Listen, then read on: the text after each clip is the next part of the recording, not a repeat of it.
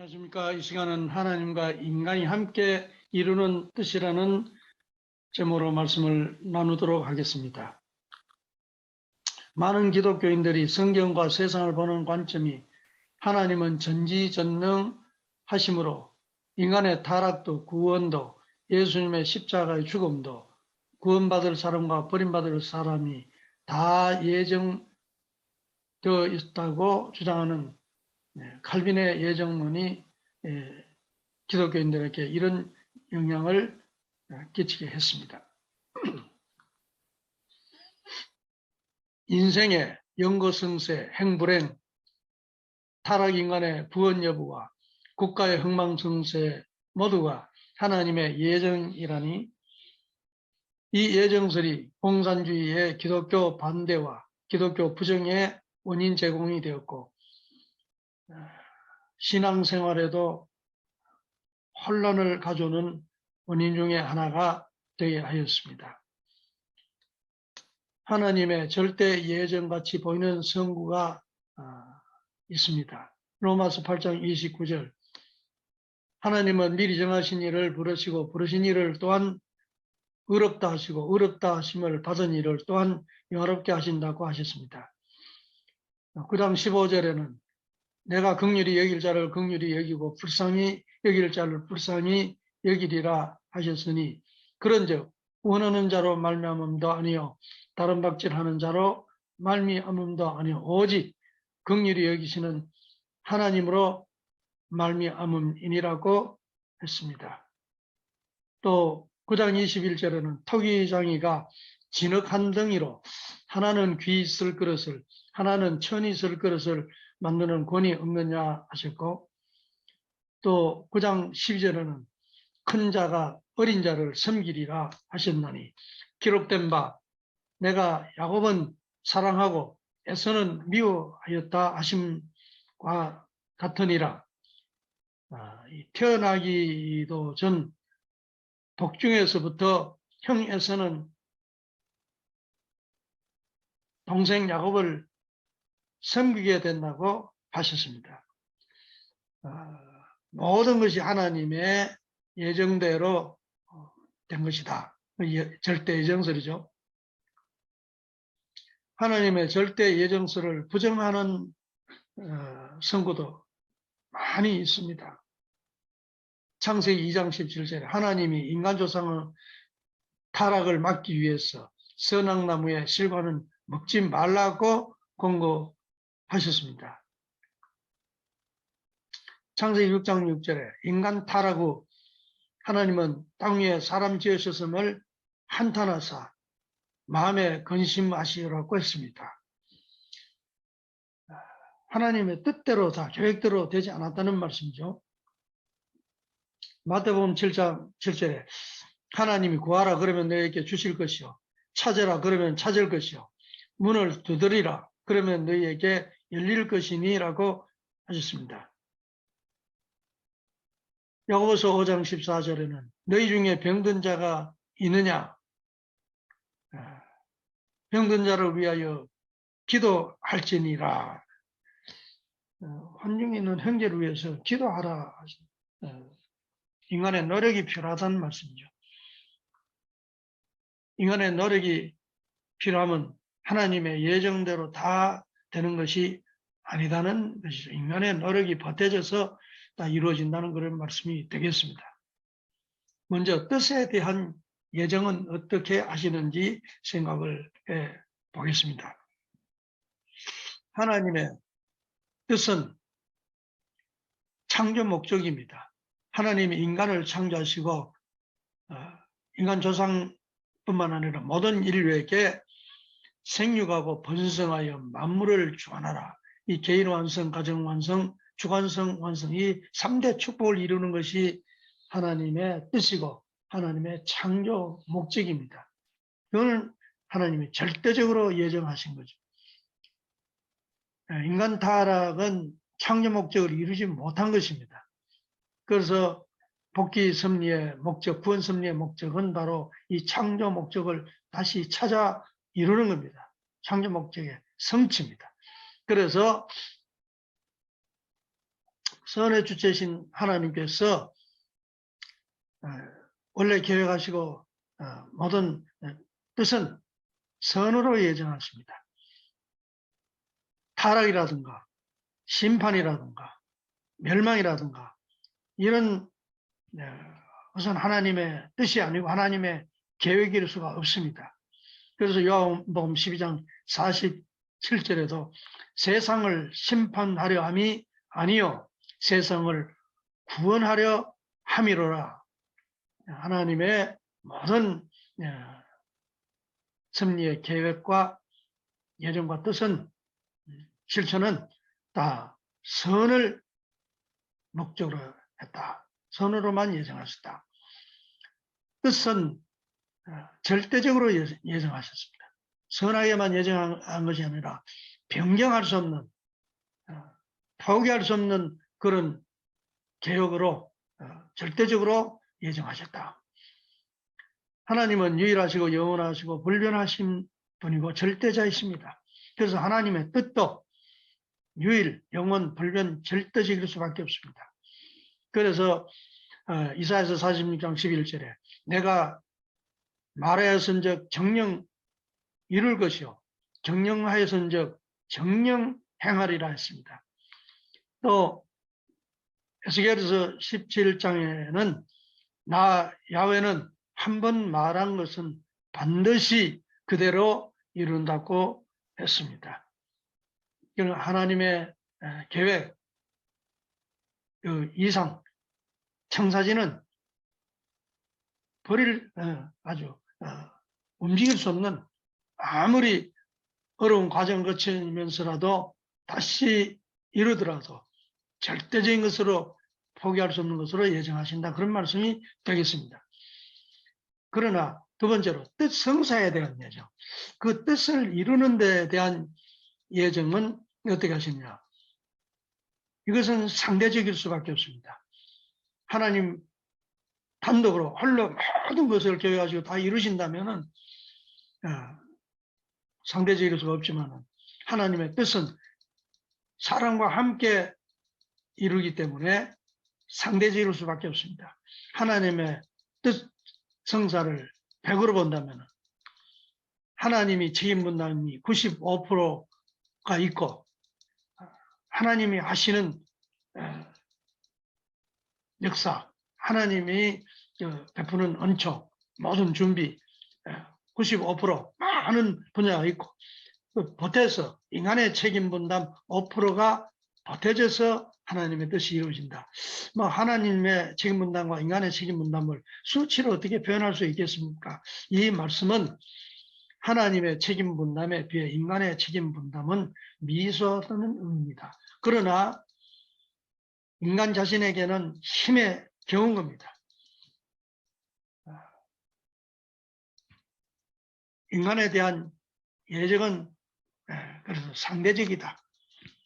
아담, 해와가 하나님의 주신 말씀을 잘 믿고 뜻을 받들어서 말씀대로 실천했더라면 인간의 하는 책임 분담이 보태져서 선한 인간 조상으로 예정대로 될 수 있었지만 책임을 못했을 적에 인간 선한 조상이 될 수가 없었습니다. 어떤 인물을 사명자로 불렀을 적에 그 인물을 다 아시고 하나님의 책임 분담으로 불러내시는 세우시는 것까지는 하나님의 책임 분담이고 그 사명자가 해야 될 역할이 있습니다. 책임 분담을 완수해야 됩니다. 그래야 원래 사명자가 될 수 있습니다. 모세를 불러서 유대민족을 이끌고 가나안 땅으로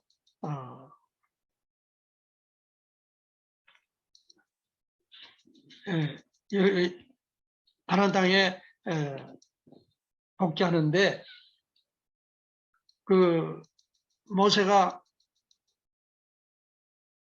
120년 동안 파란만장한 생애로 유대민족을 이끌고 가나안 땅으로 가다가 천말년에 가데스 바네아라는 곳에서 반석을 쳐서 유대민족에 물을 먹이라고 하는데 한 번 쳐라 했는데 두 번 침으로 말미암아서 하나님이 경노하시면서 모세더러 이제 여호수아에게 그 사명을 인계하게 하시고 모세는 광야에 쓰러지게 지고 많은 그런 참 불행한 일이 벌어집니다. 모세가 하나님께 꿀가시로는 가나안 땅, 꿈에도 그리던 저 가나안 땅에 들어갈 수 있게 해달라고 간절히 매달렸을 적에 다시는 거론하지 말라고 하나님이 매정할 정도로 모세를 참 가나안 땅에 들어가지 못하게 했습니다. 이렇게 큰 사명자가 엄청난 일생을 하늘 앞에 매여서 너무나 홀로하게 살았더라도 책임을 못했을 때에는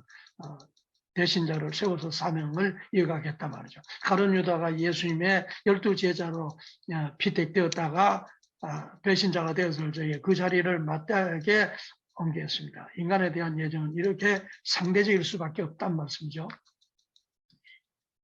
하나님의 권섭리는 하나에서 전체로 또 권섭리의 예정한 중심 인물에서부터 전체로 확대해 나갑니다. 그래서 중심 인물이 될 수 있는 조건은 첫째로는 선민 중에서 불러 세웁니다. 하나님은 선민을 택해서 섭리해 나가시기 때문에 중심 인물은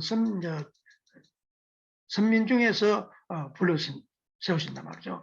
그리고 선민 중에도 선한 공적이 많은 후손 가운데서 찾아 세운다. 출애굽기 34장 7절에 죄는 3, 4대까지요. 인자는 1000대까지 이른다. 조상이 잘못하면은 후손이 좀 탕감을 치러야 되고 죄를 갚아야 되고 또 의로운 공을 세우면은 1000대 가면서 후손이 그 복이 전해진단 말이죠. 그리고 그런 선한 공적이 있는 후손 가운데도 천품이 좋은 사람이어야 된단 말이죠. 같은 조상 가운데서 태어나도 후손 가운데 성품이 다릅니다. 천품이 다릅니다. 그 가운데도 천품이 좋은 사람을 불러 세워서 하나님의 뜻을 이룬다. 그 다음에 후천적인 조건이 갖춰진 사람이어야 된다. 선천적인 것만 가지고는 안 되고 후천적으로도 여러 가지 지도자로서 소양을 갖춘다든가 이렇게 해서 준비된 사람이어야 하나님이 쓰실 수 있다. 섭리에 세우신 그런 말씀입니다. 그리고 하늘이 필요로 하는 시기와 장소에 맞춰서 태어나야 중심인물로 설 수 있다. 대한민국을 인삼고 하나님의 섭리가 이루어지는데 북한에 태어나면 어떻게 불러 서시겠습니까? 이래서 때와 장소를 맞춰서 우리 인물을 불러서 뜻을 이루신다. 네 번째로 예정서를 세워주는 선구 해명을 해보겠습니다. 로마서 8장 29절 이하에 하나님이 정하신 일을 부르시고 부르신 일을 어렵다 하시고 어렵다 함을 받은 자를 영화롭게 한다고 했습니다. 모두 하나님이 예정한 것 같지만은 하나님이 잘 아시고 다 인간을 다 잘 아신다 했습니다. 다 아시고 그 마음에 저는 불러 서겠다 이렇게 정하시고 부르시고 또 어렵게 할 수 있는 자리에 세웠지만은 어렵게 되는 것은 선한 공적을 많이 세워서 주변으로부터 의인이라고 어려움을 받는 것은 가만히 앉아 있어도 되는 게 아니라 정말 피나는 노력을 하고 정성을 쌓고 특히나 타락한 인간이 하나님 앞에 어떤 섭리의 중심 인물이 되려면은 그냥 가만히 앉아서 하나님이 다 해주시고 그런 게 아니에요. 그 책임 분담이 말씀이 빠져 있을 뿐이에요.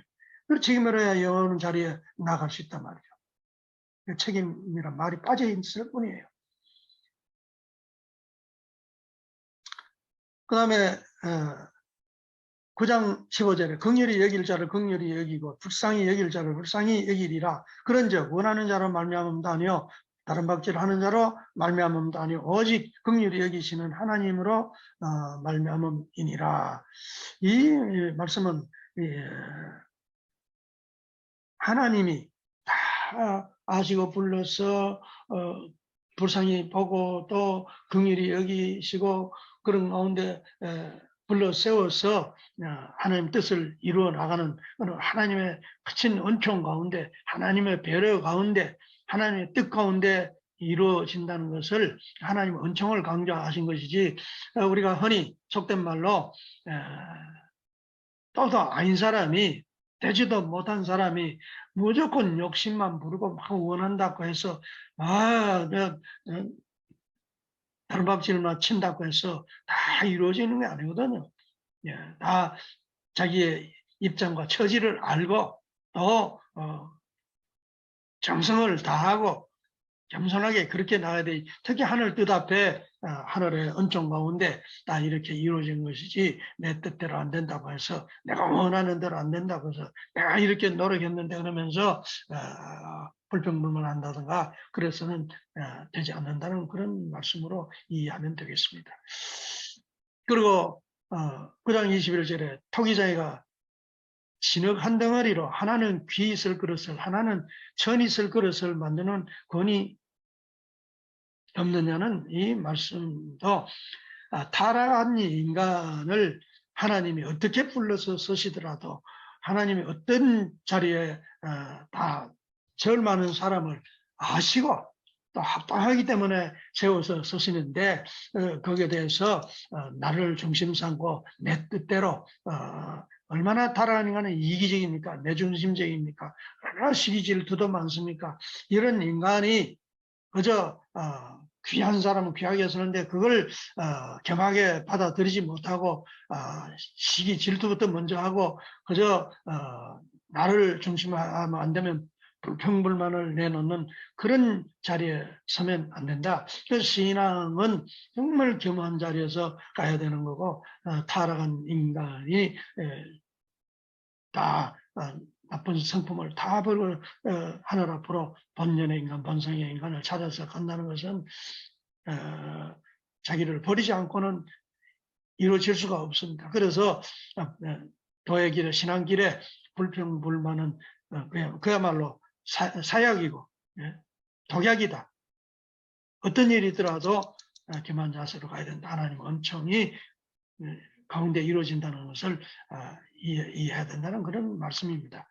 그리고 로마서 9장 10절 이하에 이 말씀이 참으로 지금까지 이해하기 어려운 이런 것 때문에 100%의 예정서를 주장할 수밖에 없었던 겁니다.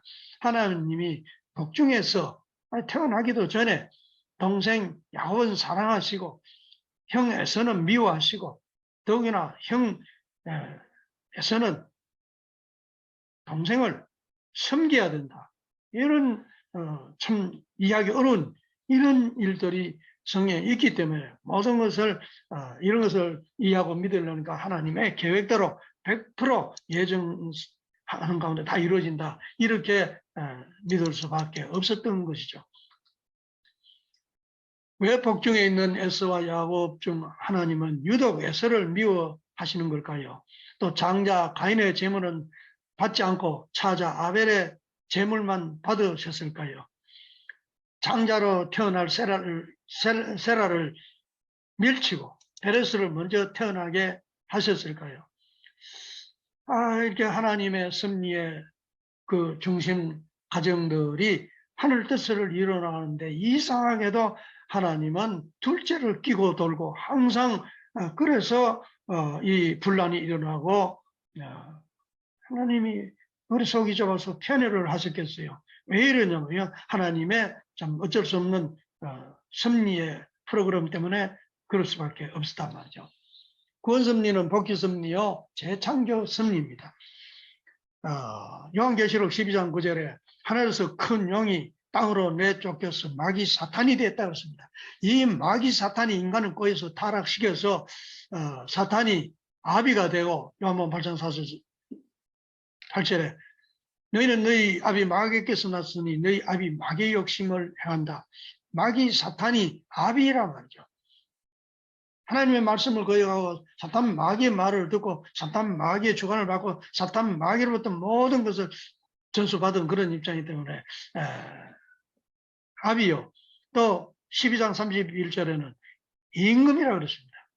임금이 시키는 대로 다 할 수밖에 없는 거죠. 그는 고린도후서 4장 4절 마귀 사탄이 우리 인간들의 신이 되었다고 했습니다. 하나님이 우리 인간의 신이지, 우리 임금이지, 우리의 부모시지. 어떻게 사탄이 그렇게 됐냐? 이건 타락해서 인간이 사탄의 주관을 완전히 받고 사탄 일체 이룰 말미암아서 장자권, 부모권, 왕권을 다 사탄이 소유하는 그런 입장이 되어버렸습니다. 이것을 찾아 이루는 이제 다시 본연의 그 입장을 찾아 이루는 길을 가기 때문에 탕감복귀를 해야 합니다. 떨어졌던 타락했던 것과 반대 길을 걸어가면서 탕감복귀하는 길을 가는 그 구원섭리와 재창조섭리, 복귀섭리의 길을 가다 보니까 이렇게 참 이해할 수 없는 성서적인 사건들이 많이 있는 거예요. 그래서 타락한 인간은 이제 선악의 모체가 되어버렸어요. 하나님은 창조주로서 대하실 수 있고 또 사탄은 인간을 하늘 말씀을 듣지 않게 하고 사탄이 주관해서 완전히 사탄이 주인이 되어버렸어요. 그 두 주인을 상대하는 하나님과 사탄이 대하는 그런 인간이 되기 때문에 이 인간을 타락한 인간을 선악으로 분립을 우선 해야 이제 뜻을 이루게 되는데 분립을 하니까 아담은 칼로 반을 쪼갤 수도 없는 거고 본심은 하나님이 통할 수 있는 양심, 본심과 그 본연의 인간, 본성의 인간 그 하늘편에 쪼개내고 또 사심, 사탄은 시기 질투하고 벌써 타고난 욕심으로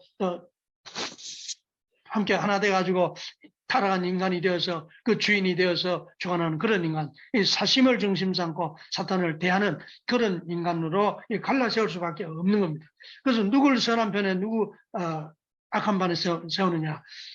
첫사랑의 표시체, 첫사랑의 열매를 상징하는 타락의 결실체, 바로 천사장을 대신한 입장의 첫 아들 가인과 두 번째 타락의 결실체, 두 번째 사랑의 표시체, 악의 표시체로 두 번째 아들 아벨로 이렇게 장차저로 갈라 세워서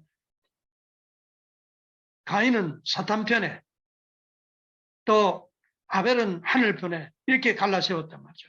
그래서 가인은 하늘 앞으로 나아가는 길을 막는 주의예요. 하늘 앞으로 나아가는 제사 지내는 하늘 것만 받아주고 그런 자기 건 안 받아준다고 동생을 돌로 쳐주겠다 그랬잖아요. 하늘을 가는 길을 막는 인생관. 가인뿐만 아니라 역사에 계속 가인 아벨이 이렇게 선악으로 갈라져서 선악 분립 투쟁을 해왔고 하나님은 사탄 분립하는 역사요, 선악 분립 역사를 해나왔는데 개인, 가정, 종족, 민족, 국가, 세계 이르기까지 모두가 하늘 앞으로 나아가는 길을 가로막는 가인의 인생관과 하늘 앞으로 나아가는 것을 어떤 어려움이 있더라도 온갖 정성을 다하면서 하늘 앞으로 나아가는 길을 찾아 나온 아벨의 인생관으로 이렇게 갈라 세웠던 겁니다. 그래서 하늘은 선한 편에 아벨을 세워서 가인을 굴복시켜서 하나님의 뜻을 원래 아담이 천사장에게 굴복당했기 때문에 이걸 반대로 이제 다시 찾아 세우기 때문에 이런 길을 걷게 했단 말이죠. 그래서 가인에게는 죄의 소원은 내게 있으나 너는 죄를 다스릴지니라. 창세기 4장 7절에 있는 말씀인데 가인은 사탄 편이다 말이에요.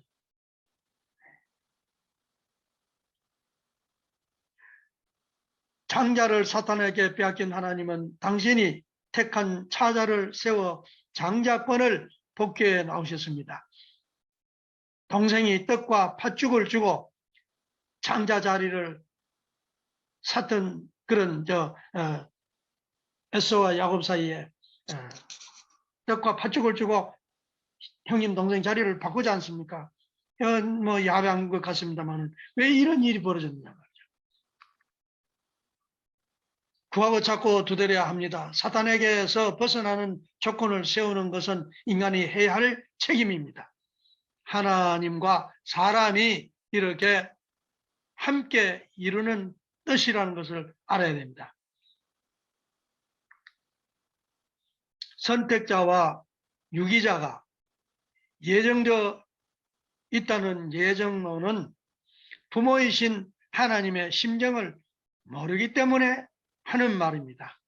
또하게 가인과 아벨의 분립의 역사, 장차자의 분립의 역사, 그 사연을 모르기 때문에 왜 그러는지 이해를 할 수 없기 때문에 하나님이 모든 것을 다 예정하시고 사랑할 자는 사랑하고 미워할 자는 미워하고 뱃속에서부터 그렇게 선택해서 100% 예정에서 다 이룬다. 이렇게 오해하는 신앙을 할 수밖에 없었던 겁니다.